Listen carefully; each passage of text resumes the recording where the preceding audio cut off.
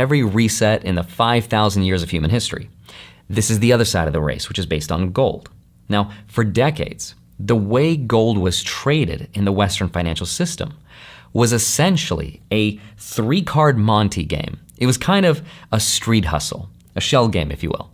Now, why it was a hustle is because when you bought gold through a bank or a financial institution, most of the time you weren't actually buying physical gold. You were buying something called unallocated gold.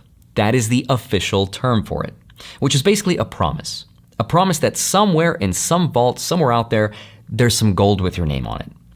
Except there wasn't. What was really happening was the banks were selling promises of this gold, of way more of these promises than they had gold to back them up with. So banks could create essentially unlimited paper supplies of something that only exists in limited physical supply. And the effect of that was the price of gold was kept artificially suppressed for decades.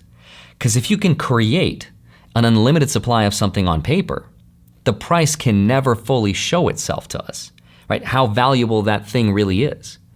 And the scale of this fakery was huge.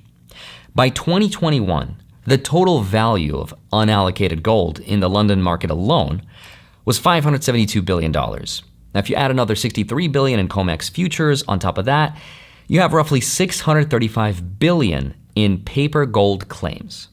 Okay, now here's what's mind-blowing. One analyst estimated that the actual physical gold available to back those claims, after you subtract central bank gold, ETF gold, and privately owned bars, it was probably around 500 tons.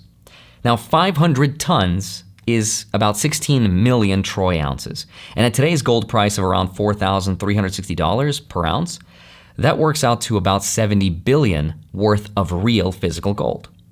So what you have is $70 billion in real gold sitting underneath $635 billion of paper promises. That is a ratio of about 9-to-1. For every $1 of actual gold sitting at some vault somewhere, there were $9 of paper claims saying, that's my gold. Right? That's a Ponzi scheme at that point. The whole system was built